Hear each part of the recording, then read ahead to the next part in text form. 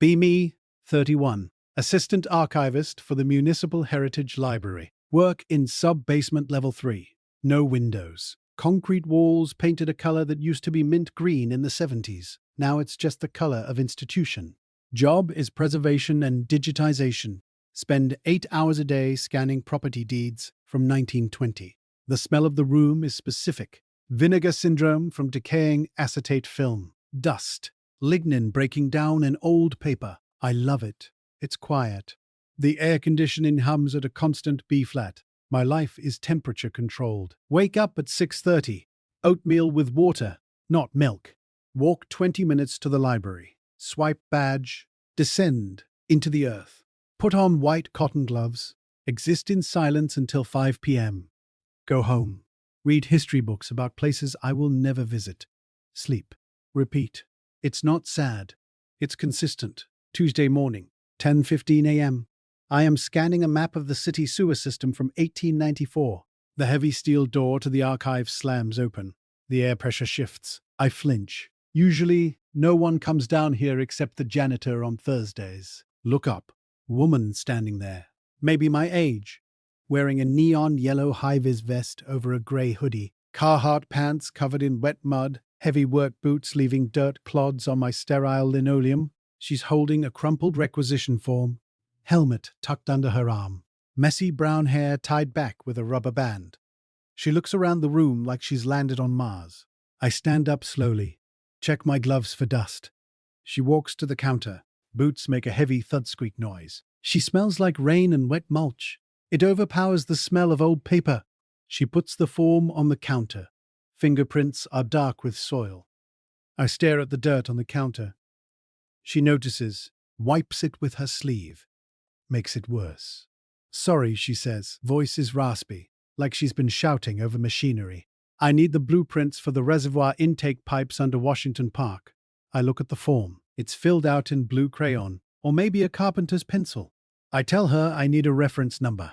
She says she doesn't have one, just knows the pipes are old and one of them burst. I sigh. Take off my gloves. Walk to the filing cabinet for Civil Engineering 1950, 1960. She leans over the counter, watching me. I can feel her eyes. Find the folio. Bring it back. Do not touch the paper with your bare hands, I say. She holds up her hands. They are callous and stained green from grass. I wouldn't dare, she says. I scan the documents for her. Print copies. She takes them, rolls them up, and shoves them into a back pocket. I cringe. Thanks, archives guy, she says. Turns around. Leaves. Door slams shut. Silence returns. I spend the next 20 minutes sweeping the dirt she left. Sanitize the counter. The smell of rain lingers for an hour. It bothers me. 2 weeks pass. I forget about her. Back to the rhythm. Scanning birth certificates from the 1800s. Noticing how handwriting used to be art. Tuesday again. Door slams. Same heavy steps. I don't look up immediately. Finish aligning the page. Then look. It's her. High-vis vest is unzipped today. Black t-shirt underneath. More mud. She has a smear of grease on her forehead. I need the electrical layout for the gazebo in Riverside, she says. No hello. I stand up. Reference number? I ask. She digs in her pocket, pulls out a piece of bark, writes a number on it with a Sharpie, puts the bark on the counter. I stare at the bark. It's birch. I look at her. She grins. Crooked tooth on the left side. I take the bark. Type the number into the terminal. Retrieve the file. She waits. Starts tapping her fingers on the metal counter. Rhythmic tapping. Annoying. I hand her the copies. She takes them. Doesn't leave immediately. Looks at the wall of boxes behind me. You just stay down here all day? She asks. Yes, I say. Don't you miss the sun? No, I say. UV light damages the manuscripts. She laughs. It's a loud, barking laugh. Echoes off the concrete. Changes the air pressure again. You're like a mushroom, she says. I don't respond. She leaves. I keep the piece of bark. Put it in the bottom drawer of my desk. Don't know why. Maybe to catalogue it later. A month passes. She starts coming every Tuesday. Routine established. 10:15 a.m. Door slam. Mud. Request for infrastructure maps. Her name is Elena. She works for city parks and maintenance. She fixes things that break outside. I preserve things that are already broken inside. I start expecting the door slam. I start having the sanitizer ready. One day she comes in holding 2 coffees. Cardboard carrier. Steam rising. I panic. No food or drink in the archives, I say. My voice is too loud. She stops, looks at the cups, looks at me. Come on, she says. It's hazelnut. I point to the sign. No liquids. She rolls her eyes. Fine. She walks back to the door, props it open with a heavy book I haven't catalogued yet, sits on the floor in the hallway, just outside the threshold, pats the concrete next to her. Technically not in the archives, she says. I hesitate. Look at my scanner. Look at the clock. 10:20 a.m.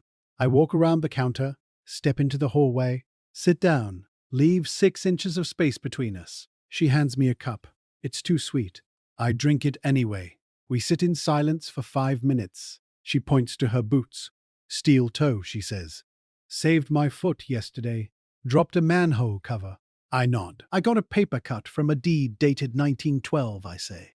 She looks at my hand. Tiny red line on my index finger. She laughs. Battle scars, she says. She finishes her coffee, crushes the cup, stands up. Thanks for the break, Mushroom. She leaves. I go back inside. The caffeine makes my hands shake. Scanning is difficult for the next hour. I don't stop drinking the coffee, though. Next Tuesday, she brings a sandwich. We sit in the hallway. She talks about a tree they had to cut down. An oak, rotten from the inside. She looks sad about it.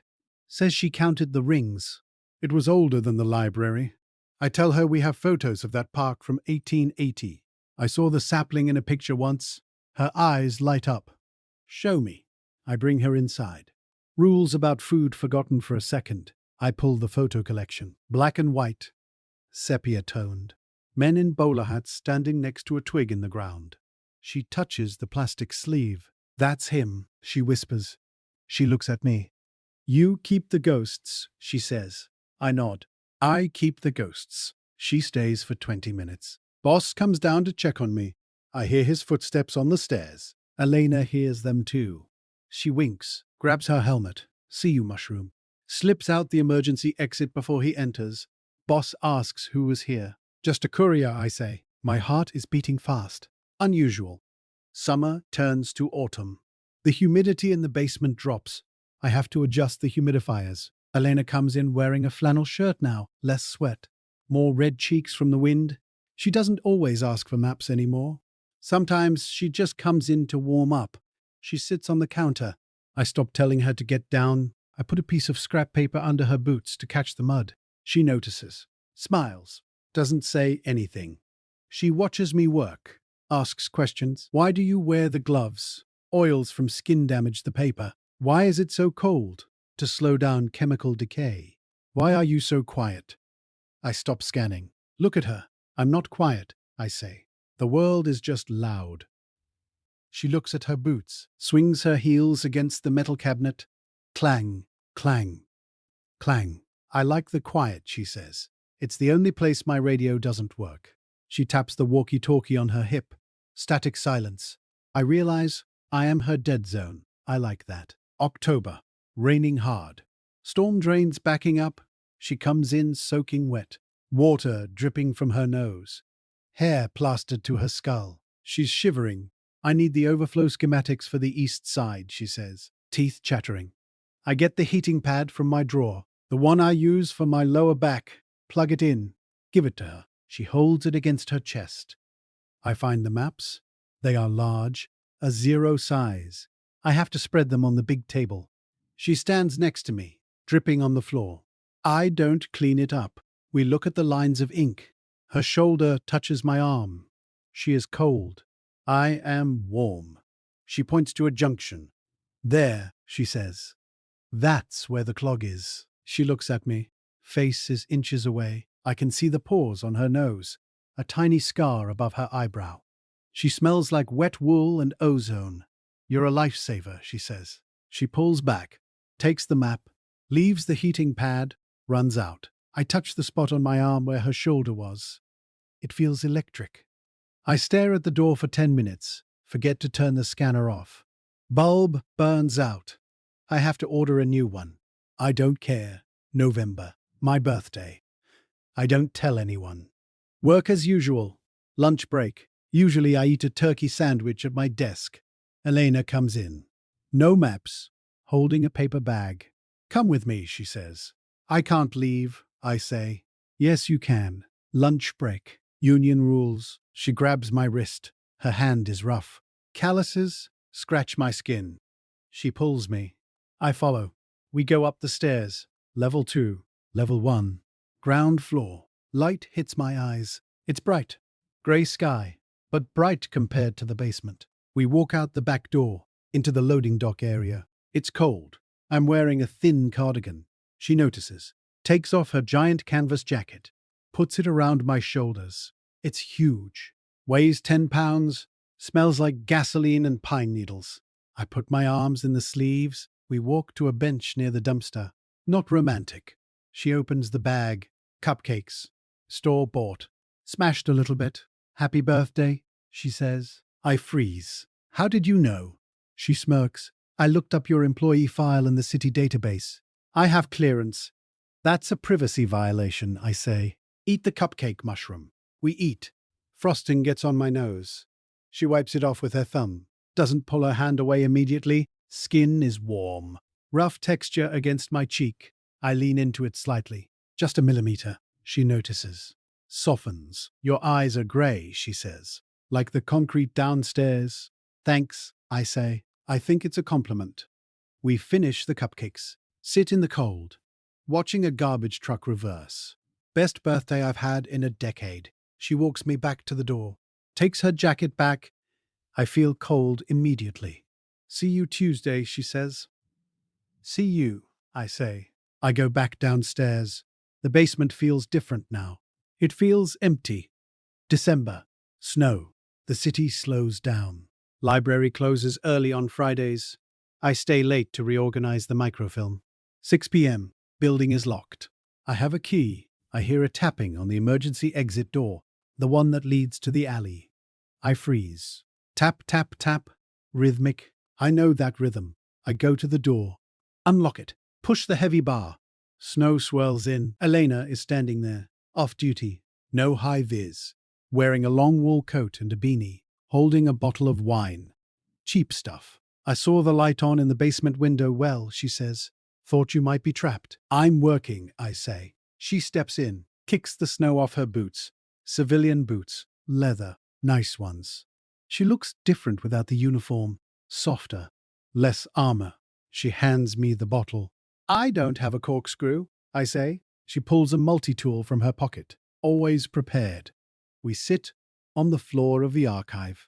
Lean against the filing cabinets containing the census of 1900. Drink wine out of paper cups from the water cooler. She tells me about her family, brother in the Navy. Mom who knits terrible sweaters. She asks about mine.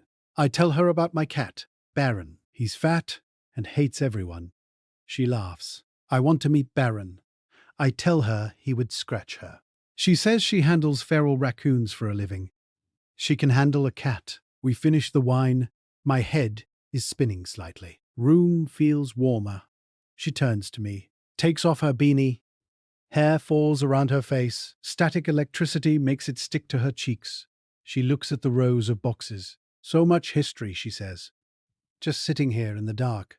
It's waiting, I say. For what? For someone to need it. She looks at me. Really looks at me. I think I need it, she says. I don't know if she means the history. She leans forward. I stop breathing. She kisses me. Tastes like cheap Merlot and chapstick. Her hands are cold. My hands are warm. I touch her face. Gentle. Afraid I might damage her like old paper. She deepens the kiss. Not fragile at all. Solid. Real. We break apart. She rests her forehead against mine. Okay, mushroom? Okay, I say. We sit there for another hour, just breathing, listening to the hum of the HVAC. Eventually, she leaves. I lock the door. Walk home in the snow. Don't feel the cold. January. We have a routine. She comes over to my apartment on weekends. Baron likes her immediately. Traitor. She sleeps on the left side of the bed, takes up too much space, kicks the covers off. I wake up and cover her. She snores softly. I watch her sleep, trace the scar on her eyebrow with my eyes. At work, we are professional, mostly. She comes in for maps, hands me the requisition form. Under the reference number, she writes tiny notes. Dinner at 7. I forgot to buy milk. You look cute in that sweater. I scan the forms. Save them in the digital archive. Official city records now contain her grocery list. I smile at the scanner. Co-worker asks why I'm smiling. I say I found a funny name in the deed registry. He believes me. February. Pipe burst in the sub-basement. Level 4. Below me. Water rising. Alarm goes off at 2 a.m. I rush to the library. Fire trucks. City vehicles. I see her truck. I run inside. Stairs are wet. Panic. The collection. I get to level 3. Water is seeping under the door. I unlock it. Elena is already there. She's inside, wearing waders. Headlamp on. She has plastic tarps. She is covering the shelves, moving boxes to higher ground. She sees me. Grab the bottom row. She yells. We work for 3 hours, hauling heavy boxes of paper. Sweating. Water is ankle deep, freezing cold. My arms burn. She doesn't stop. Machine. We save everything. Water stops rising. Pumps turn on. We collapse on the dry floor in the hallway, covered in grime. I look at her. She has mud on her face, grease on her chin, soaking wet. Beautiful. You saved them, I say. She looks at the stacks of dry boxes. I know how much they matter, she says. To the city? To you. She squeezes my hand. Glove is wet. Doesn't matter. Sun comes up. We go to a diner. Eat eggs and pancakes. Still in our dirty clothes. Waitress looks at us like we're crazy. Elena laughs. Puts her legs over mine under the table. I eat my eggs. Feel the weight of her boot on my sneaker. Grounding. Spring. The library is renovating the basement. Better waterproofing. New paint. They ask me what color. I say, forest green. They approve it. I am scanning a map from 1905. A proposed layout for a park that was never built. Elena comes in, Tuesday, 10:15 a.m. She has a flower behind her ear. Dandelion. Weed. She puts a new requisition form on the counter. I look at it. It's not a request for a map. It's a drawing. Stick figure of me. Stick figure of her. Holding hands. Next to a tree. I look up. She is grinning. Lunch? She asks. I check the clock. It's 10:16. Not lunchtime. I take off my gloves. Put them on the desk. Turn off the scanner. Yes, I say. We walk out together. She takes my hand in the hallway. Her palm is rough. Mine is smooth. The contrast feels correct. We walk up the stairs toward the light.